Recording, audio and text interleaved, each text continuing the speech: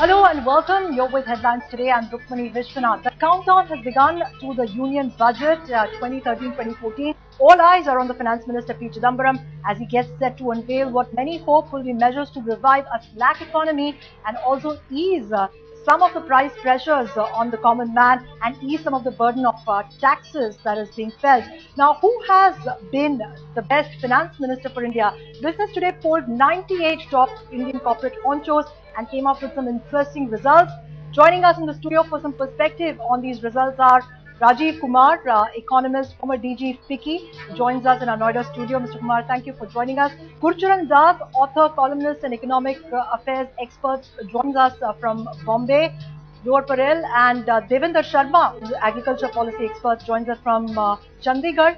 Also with us in the studio, Rohit Saran, editor-at-large analytics and digital India Today Group, and Sanjeev Shankaran, senior editor, Business Today. Very good afternoon to all of you gentlemen. Thank you very much for joining us today. Let me start by taking you through the first question of the opinion poll. The question that was posed to the top corporate honchos was, whom would you trust the most in a crisis? Now clearly Dr. Manmohan Singh, it seems, still enjoys the trust of corporate India. If we can just pull up those graphics for you, 33% of those polled voted for Dr. Manmohan Singh. Pranab Mukherjee got 29% of the votes, while P. Chidambaram comes in third with 24% of the votes. Yashwant Sinha gets about 12%. Jaswant Singh got 1%. Well, let me start our discussion with that, Mr. Kumar. If I can come to you first on that question. Why do you think Chidambaram has scored poorly as compared to his contemporaries as far as the issue of trust concerns? I mean, when he presented the dream budget, he actually fronted a coalition government. I'm actually very surprised at this result, I must confess, because for Pranab Mukherjee to get a higher percentage, a higher ranking than Mr. Chidambaram is actually surprising given what happened in the last budget, with the retrospective tax and with the GAR and all of that. I was in FICCI then, and I know that he was seen as somebody who's not very trusted by the corporate world because of what he had done. And in fact, there was a clear impression that Mr. Mukherjee is creating unnecessary uncertainty in the investment climate by the actions that he has taken.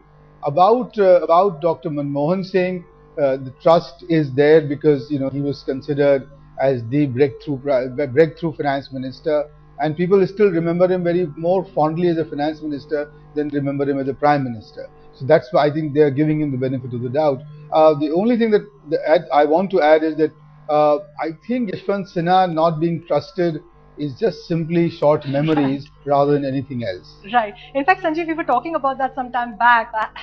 Will history have remembered Yashwant Sinha differently had he got to present the budget in 1991, because he was responsible for a lot of the building blocks that Manmohan Singh capitalized on? He ended up only presenting the interim budget. I think so. I think if he had a chance to present the full budget, we probably would. The results of the poll would be very different today, because it was when Chandrasekhar was the prime minister and I think he was the finance minister, that what must have been politically a very difficult decision to pledge gold in England to get the IMF loan was taken. I guess it's just being somebody who just didn't have enough luck at that point in time, which has led to this judgment. Rohit, very quickly, your thoughts on this. Chidambaram was the first finance minister, in fact, who was an FM in a coalition government. What are your thoughts on this? Right, and the only finance minister considered to have presented a dream budget. I think on Chidambaram, perhaps people have not been able to distinguish between predictability and trustworthiness. I mean, what is said of partly correctly, partly incorrectly, is that you cannot always predict Mr. Chidambaram's moves as well as you could probably predict other finance ministers' moves. He always has a little bit of surprises built into his budget, which you have to wait till the budget day. So I think it's that reputation rather than actually his reformist credentials. Right. In fact, let's move on to our next poll question, and I could go across to our guests on that one as well. Who has been the most growth-oriented finance minister? That was the question posed. In this particular question, you get Manmohan Singh taking away 42% of the votes. Chidambaram gets 37% of the votes. Pranab Mukherjee 10%, Yashwant Sinha 6%, and Jaswant Singh gets about 5%. Let me go across to Devinder Sharma on this one. Devinder Sharma, are you surprised by the fact that it seems that Manmohan Singh still gets voted as the most growth-oriented finance minister at a time when he is prime minister? You have seen UPA put a frittered away one of the best advantages it had in the economy. It started off on a very robust economy, and now we're seeing growth slacken to one of the slowest in over a decade. Well, first of all, I think the survey itself is one-sided, because you're only talking about the corporates, and corporates love this term of growth because it provides them all the benefits. But I would have expected a survey which looks at growth from the perspective of the 99% which is not included in this entire debate. And when you say Manmohan Singh, I think why people are trying to support Manmohan Singh is obviously because he has been the kind of an anchor for this entire growth paradigm that the country has been progressing, whether it is Chidambaram or later, or even just one thing, when you are talking about the Shining India, I suppose it was primarily because Manmohan Singh has been the architect and continues to have faith in growth. Right. That I think is the reason, but yeah. Right. Rohit, let me come to you on that. When Chidambaram took over as finance minister for the UPA, he said that he is the minister of investment and he does not want to be called the finance minister. Do you think he lives up to that adage? Yes, and on this particular question, I think like it happens in all surveys, perceptions and realities get mixed up. So if you just look at the record of growth, just the GDP numbers, with his doings and without his doings, the maximum growth rate, the highest growth rate with consecutive years was under Mr. Chidambaram's finance ministership. But yes, I mean, Dr. Manmohan Singh is being seen globally and in India as the grandfather of reforms, whose shadow is there through the economy all through the years except the NDA years. So that's the distinction that gets meshed up in who was the most growth oriented, and I think as Professor Kumar said earlier, that I think it's surprising to see how less credit has been given to the finance ministers of NDA government, who actually built, and I'm sure the jury will bear me out, on the building blocks of some of the growth rates that UPA government later on consumed. But unfortunately, they have been rated very well. Right. Right. Yeah, absolutely. Right. Let me in fact toss that one to Gurcharan Das, who's with us. Mr. Das, what is your reading of this poll? Do you think Yashwant Sinha has got a raw deal like our panelists here think as well? And also, do you think it's ironic that Manmohan Singh is being rated highest for growth at a time when we're seeing under his regime as Prime Minister, growth slackened to the lowest in a decade? Right. Well, there are two questions there, and one, of course, is absolutely correct. I think the NDA years set the stage in some ways. Well, actually, reforms have been an incremental process, and all governments after 91 kept reforming until 2004. And so the 2004 onwards, the UPA government enjoyed the benefits of all the reforms that had been done in the previous 12 years. And that's the right way to look at it. And I think also the other point is that Pranab Mukherjee inherited some of the problems that were created by Mr. Chidambaram. So we underrate those problems and we blame Pranab Mukherjee. And with regard to Manmohan Singh, I think we should also remember that Manmohan Singh's strength of Manmohan Singh's first reform budgets after 91 really lay with Narasimha Rao. The support that he strongly gave really made it possible. And that possibly explains why after 2004 and when Manmohan Singh was the Prime Minister, the reforms did not happen because he got no support. The man on his own is not a doer. Right. Mr. Kumar, if I can come back to you on that one. Manmohan Singh is still seen as a visionary for Indian reforms. He changed the course of Indian economy. But do you think his personality has changed as his responsibilities changed from finance minister to prime minister? I don't know what has happened, but the fact is that he has not been able to give the kind of leadership, the kind of thrust, the kind of initiative that was needed for our country to continue with the reform process after 2004. And and Gurcharan is just right that since there's been a huge hiatus of reforms from 2004 to now September 2012, and that's 8 years, very precious 8 years lost. And I think to that extent, I just don't know why this corporate honchos who have voted the way they have see both Mr. Manmohan Singh and Mr. Chidambaram as being growth oriented, because if you look at 2004 to 2009 or so, the entire emphasis was on raising consumption and not doing very much for raising investment, and which is what we are now paying for. See, because that's the farm debt waiver, the Naregas, the huge hikes in JNRUM, etc., was done on the basis that you keep pumping up demand and the rest will follow, without as much as a thought to increasing capacity, improving investment climate, Right. which is what we are now seeing in a sort of very sticky inflation and growth plummeting and investment sentiment turning very sour. So I think what, as I said, I'm surprised, and what we need now, from hence going forward for this budget and onwards, is just those steps which will improve the investment climate, Right. It's very and not just focus on consumption, because the country cannot afford that. right. You made a very relevant point. I mean, there's a lot being said about government expenditure. Let's take a look at that question, which was put forth.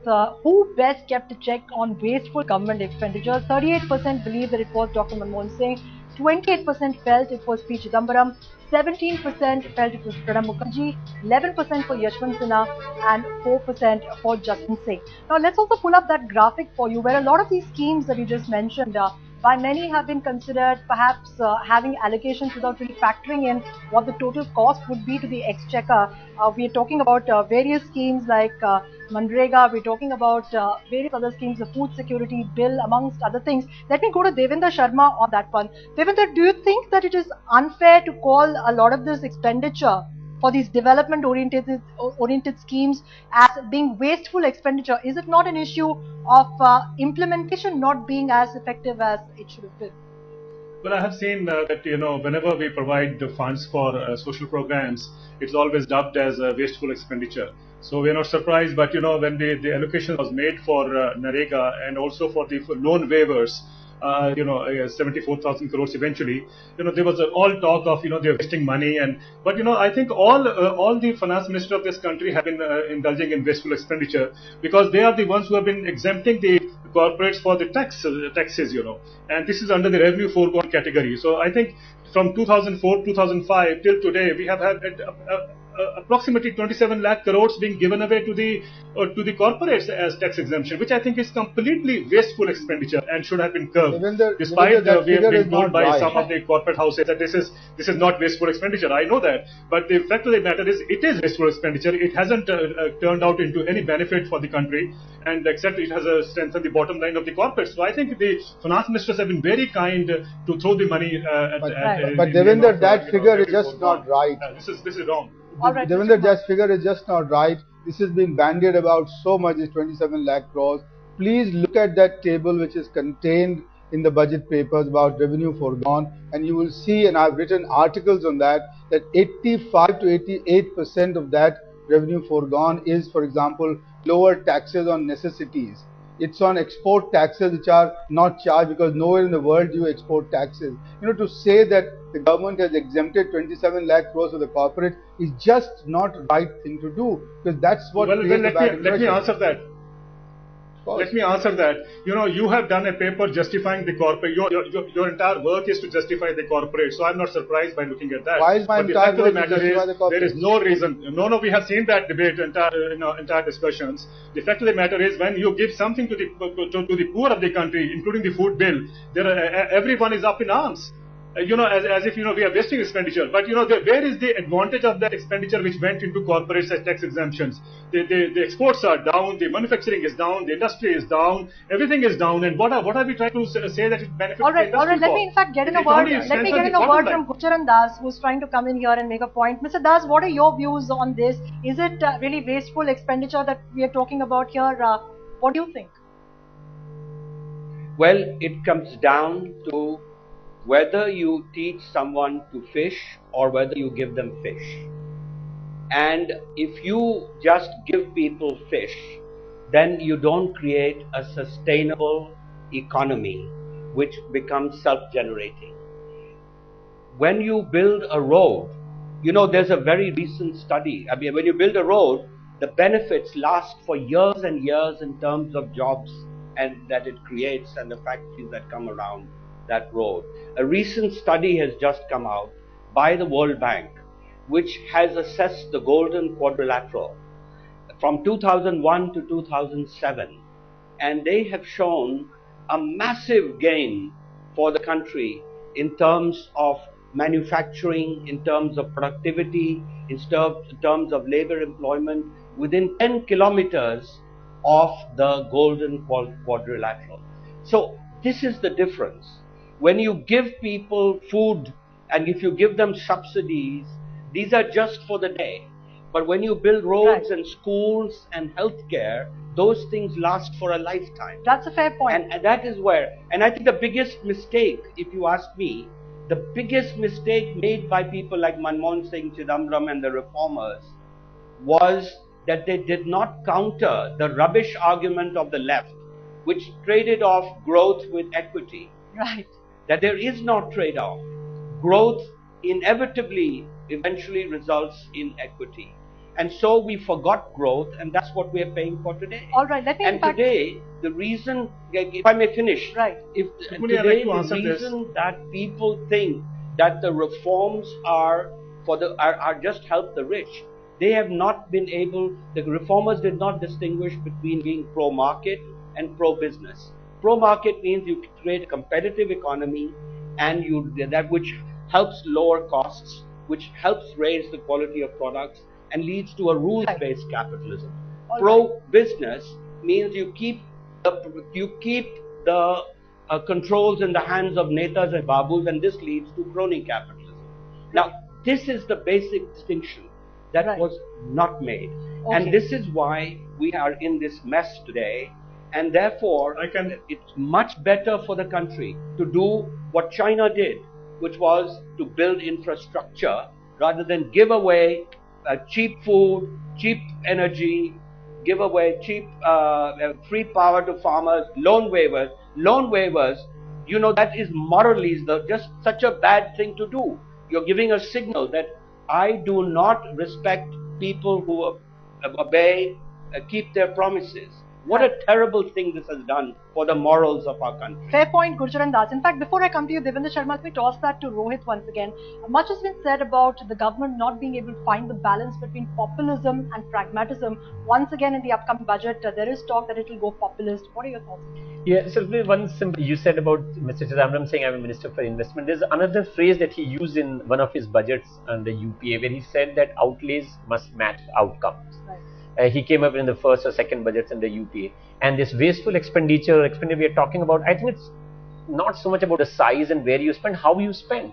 Right. So we all know what's happening with something like 70 to 80% of the money that is being spent on these schemes. If it were to go to the beneficiary that is intended to, I don't think anybody will cry.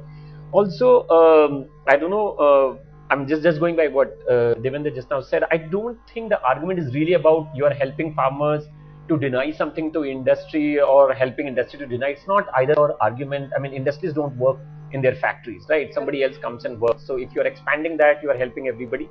Such as if farmers' income grow, industry benefits because of demand. So I don't think it's an either or argument really to be made that you are giving tax swaps to industry and not to the farmers.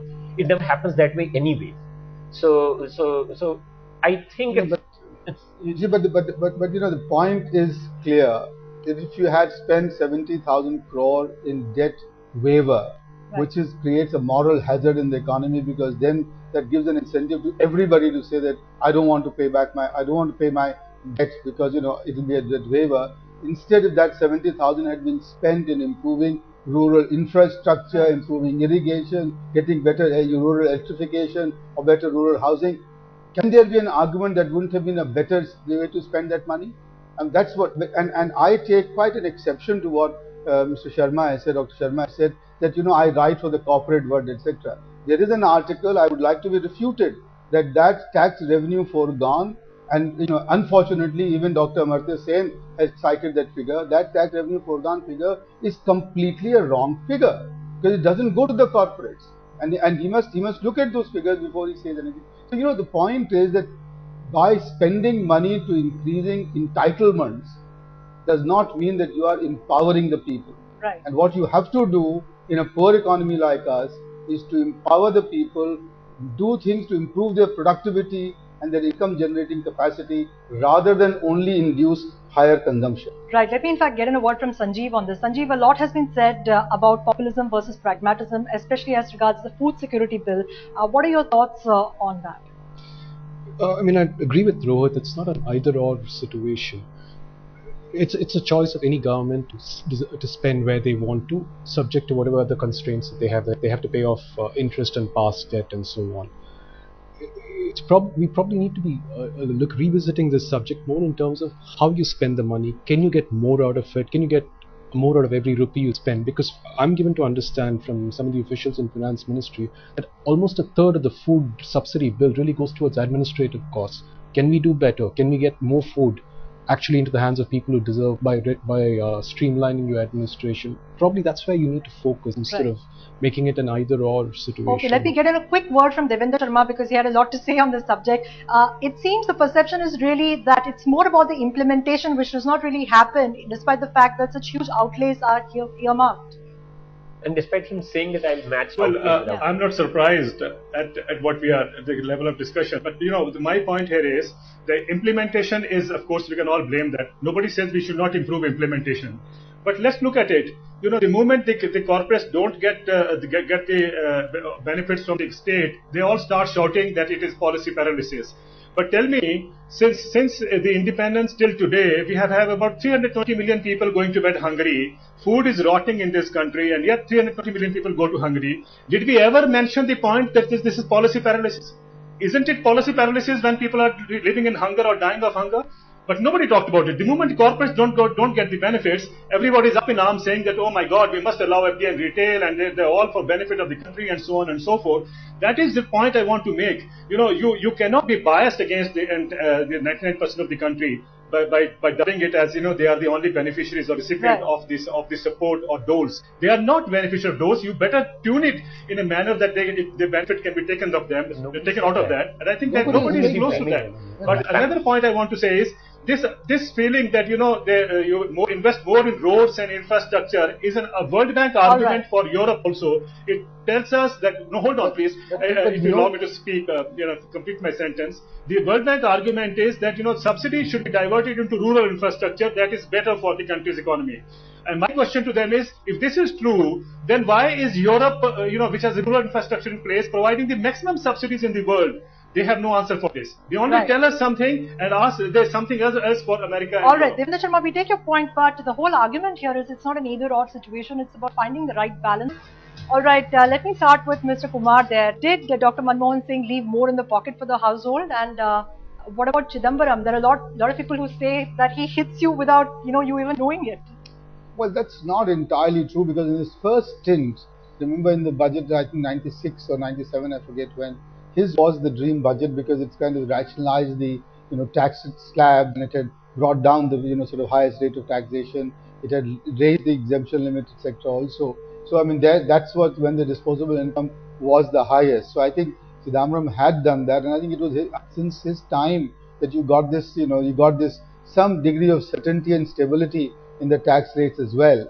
Dr. Manmohan Singh unfortunately was in no position to improve the taxpayers' lot because his was budget under tremendous pressure because the fiscal deficit was very high, which is the pressure today Mr. Chidambaram would face in the current budget when he rises on the 20th of February, because he has to bring down the fiscal deficit by a huge amount. And what I'm hearing about this tax on the super rich is, I think, is something that at least I have not supported, simply because the tax net can be hugely widened. At the moment 33 million, 35 million taxpayers, and I think the number can be actually almost doubled, and then the tax net to be widened. And also the very rich farmers which are there, I don't see why they should still remain out of the tax net. So I think to say that Dr. Manmohan Singh was the kindest is probably not fair, but let me again reiterate that Yashwant Sinha is getting much less credit even on this account than what I would have given. And so I'm not a little but very surprised at that sort of ranking that he's got. Right. Rohit, let me get you on this. Chidambaram has a way of getting at you without imposing any new taxes. So people have been more charitable to him than he probably deserves, like the case of cash withdrawals and so on. I mean, he tightens the net, he widens the net. What are your thoughts on that? Yeah, I mean, he has imposed, he started with minimum alternative tax, then he had securities transaction tax and so on and so forth. You're right. I mean, so I think people think of tax and reply to this question, and they don't think of many other things that government finds a way of hitting us fairly so. I mean, government needs revenues to run. But there is also a question of as Raj just now said, is that how quickly can you widen the tax base? Good thing about in UPA full 9 years or 10 years that this UPA is that tax base actually on its own has widened considerably. And one tax that proves it more than any other tax is the service tax. Right. Now, service tax revenues have given more than like 4 times in just 10 years. And that's purely because of the way, the consumption patterns have changed, and of course the tax has been imposed on so many more services.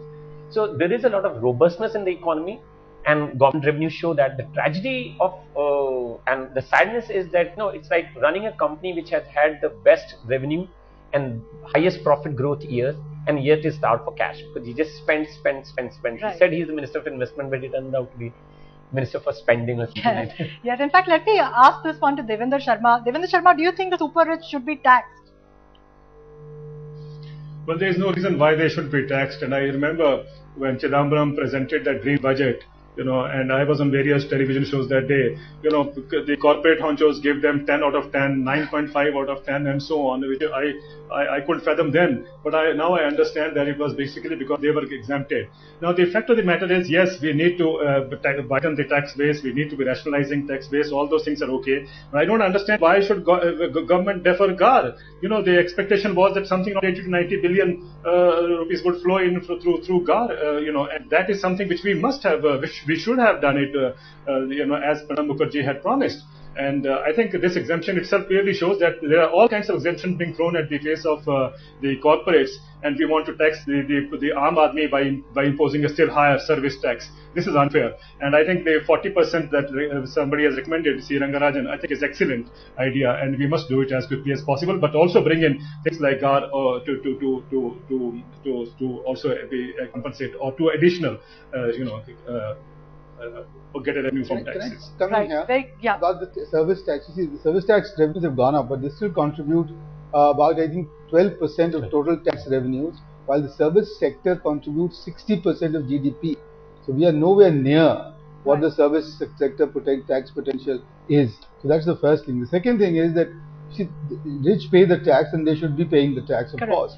But to keep hiking up the interest rate, let's not forget that there is a tendency to go, like in Morarji Desai's time, to 97% incremental tax. But that's always very attractive, a very tempting thing. But that should be resisted, because whether we like it or not, it is the rich which have higher savings and higher investment. And those are necessary for growth. Right. Without growth, there is no redemption for this economy or this country at all. That's a very valid point. Gurcharan Das, what are your thoughts? Before I come back to you, Devinder Sharma, once again, Gurcharan Das, your thoughts on should the rich be taxed, plus a lot of expectations this time from Chidambaram on rationalizing taxes for the Aam Aadmi. What do you think is the way forward? Well, can I answer your first question before I answer your second question? Please. Your first question was, who was the most friendly finance minister to the people? And nobody, I'm surprised, talked about the tax administration. The way to be kind to the taxpayer is to have a fair, transparent mechanism, a rules-based mechanism for collecting tax. India's tax department has a very bad reputation for this reason. And that's why a lot of people don't want to, they would be very happy to pay a tax in India. And they don't pay it because they are just scared that once you get into the net, then there will be demands on you of all kinds. And here, I think, probably more than anybody else, it was when Jaswant Singh and later Yashwant Sinha, but they brought in Vijay Kelkar. And Vijay Kelkar's report on indirect taxes, and which the first part which was implemented, and now the second part is GST. This is going to be really a landmark for the country because it will improve compliance, it will lower prices, it will raise revenues, and it will improve the process. And also, believe me, that it was at that time that the TIN, which is the Tax Information Network, which is computerizing the tax returns, also took place. So actually, the people who have voted in this poll have voted without really thinking very deeply about what constitutes in friendliness to the taxpayer. Now, as to your second question about taxing the rich, we have just seen the case of France, where France instituted a tax on the super rich. People earning over 1 million euros were going to be taxed 75%. You know what has happened with that? That there is news, and The Economist also had a piece, that a lot of the rich in France are now planning to leave France and move to Belgium, to the UK, and all the neighboring countries. Now, we don't want that. Right. But the main thing is, if we get GST, if we get a rules-based tax administration, right, we will widen the tax net, and that is a much more sustainable way to raise taxes and also be friendly to the taxpayer. All right, fair point, Gurcharandas. Devinder Sharma, you were trying to make a point. Yeah, this feeling that the rich are bringing in investment, so they should be allowed a little more relaxation in taxes.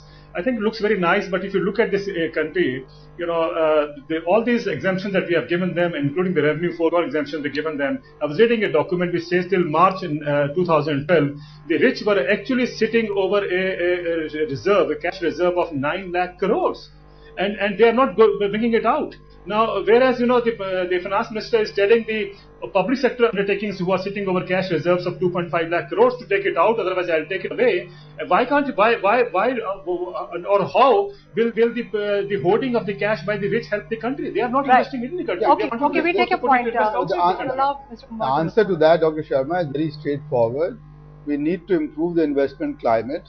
Today, according to the World Bank's Doing Business survey, India ranks 136 out of 180 countries in doing business, and that's unless we remove the uncertainty from this climate, the private sector, you can't force the private sector to invest, and thank God for that. Otherwise, you have to nationalize the whole economy all over again. But let me just give you one other number, which is that about the tax net.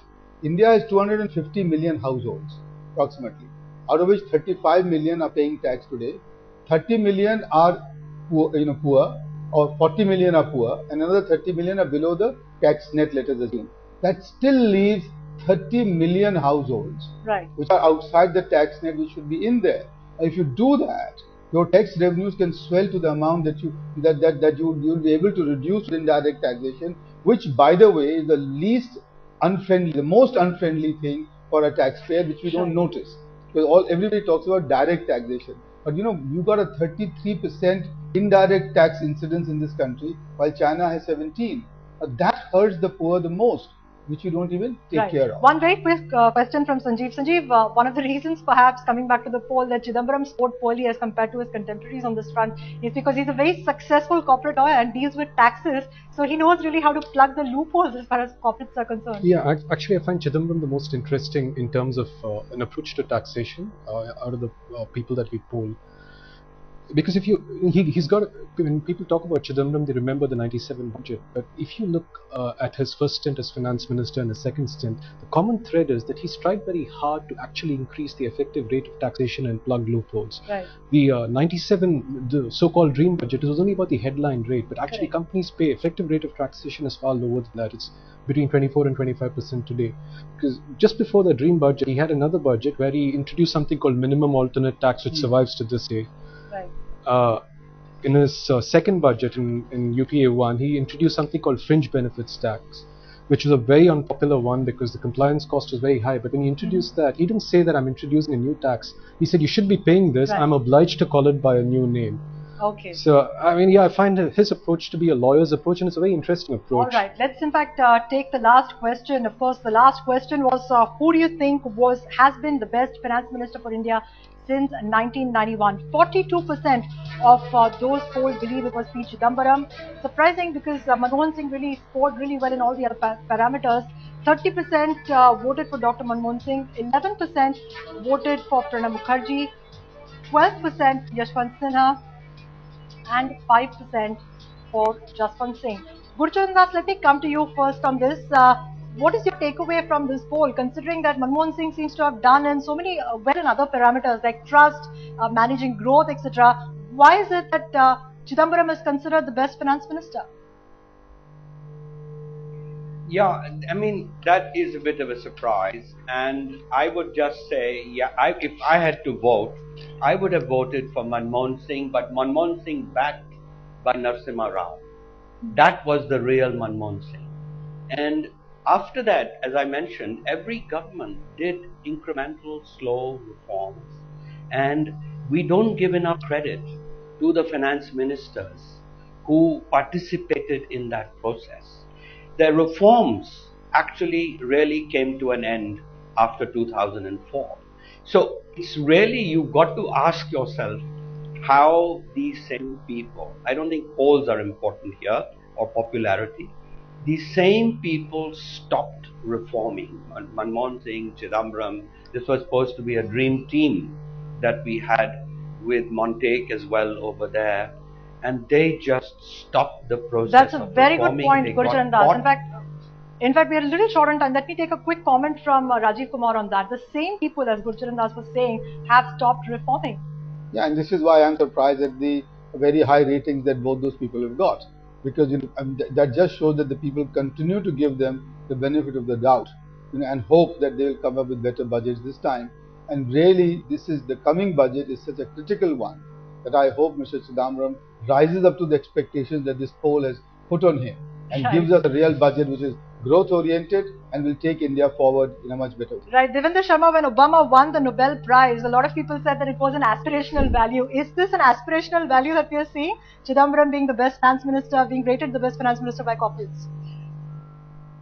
Well, I'm not surprised, but if you allow me to say, I think the best finance minister for this country are actually the credit rating agencies, Standard & Poor and Moody, because the finance minister actually works to please them. So I think it is the credit rating agencies which decides what should be the financial policy or financial budget of this country. Well, so I would give marks to them. Rohit, does the finance minister have much choice at a time when the international investment climate is such that, whatever ratings these international agencies come up with does impact inflows into the country? Yeah, but that's the reality of that question is much less than what is projected out to be. Of course, finance ministers have lots that they can do. So the problem is really within their own governments. Can the NAC, can Mrs. Gandhi's backing can really let them do what they want to, and that's really the real pressure or real maneuvering that they have to do. And I think as Rajesh just now said, I think that in the rating, the credentials are speaking louder than their actions. Right. Because if the actions were to be actually counted, I think NDA finance ministers would have gone higher rating. I'm not saying at the expense of these, but they would have definitely got. But they really did some unpopular reforms like privatization, interest rate deregulation, and so on. Absolutely. All right. Totally short of time, but Sanjeev, quick takeaways from this opinion poll. Why do you think Chidambaram has been rated so well as compared to Manmohan Singh, who's done well on all the other parameters? It's very I don't think the respondents really thought things through, or maybe public memory is short or the respondents' memory is short, because Yashwant Sinha should have got a much higher rating because the difficulty, the circumstances in which he operated were not easy at all. Right. There was an Asian currency crisis, there were sanctions because of those nuclear detonations, and he pretty much laid the building blocks of what we saw subsequent decade. Right, okay, I think that seems to be the consensus there, that Yashwant Sinha got a raw deal in this poll and perhaps history should have remembered him a little differently. I'd like to thank my guests at this point in time for joining us in this discussion. Gurcharan Das, Devinder Sharma, Rajiv Kumar, Rohit Saran and Sanjeev Chakran. Thanks very much for talking to us and giving us your perspective on this opinion poll. Well, it seems that P. Chidambaram has been rated as the best finance minister. Will he really deliver for the common man and for the country and the economy in the upcoming budget remains to be seen. Thank you for watching.